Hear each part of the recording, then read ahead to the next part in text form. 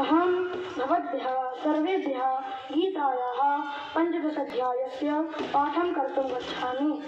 ॐ श्री परमात्मने नमः। श्रीभगवानुवाच ऊर्ध्वमूलमधःशाखमश्वत्थं प्राहुरव्ययम् छन्दांसि यस्य पर्णानि यस्तं वेद स वेदवित् अधश्चोर्ध्वं प्रसृतास्तस्यताः गुणप्रवृद्धा विषयप्रवालाः अधश्च मूलानि निसञ्चितानि कर्मानुबन्धेन मनुष्यलोके न रूपमस्येह तथोपलभ्यते नान्तो न चादिर्न च सम्प्रतिष्ठा अश्वत्थमेनां सुविरूढमूलमसङ्गशस्त्रेण ऋणेन चित्वा ततः पदं तत्परिमार्जितव्यं यस्मिन् गता न निवर्तन्ति भूयः तमेव चाद्यं पुरुषं प्रपद्ये यतः स्मृतिः प्रचिता पुराणी निर्माणमोहाजितसङ्गदोषा अध्यात्मनित्या विनिवृत्तकामाः द्वन्द्वैर्विमुक्ताः सुखदुःखसङ्गैः गच्छन्तः मूढाः पदमाव्ययं तत् न तदभासयते सूर्यो न शशाङ्को न पावकः यद्गत्वा न निवर्तन्ते तद्धाम परमं मम ममैवांशो जीवलोके जीवभूतः सनातनः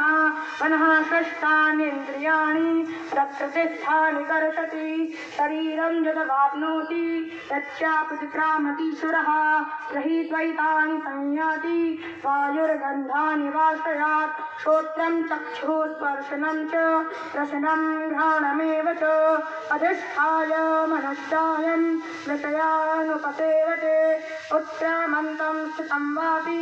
भुञ्जानं वा गुणान्वितं विमूढानानुपश्यन्ति पश्यन्ति ज्ञानचक्षुषः यदन्तो योगिनश्चैनं पश्यन्त्यात्मन्यवस्थितं यदन्तोऽप्यकृतात्मानो नैनं पश्यन्ति चेतसः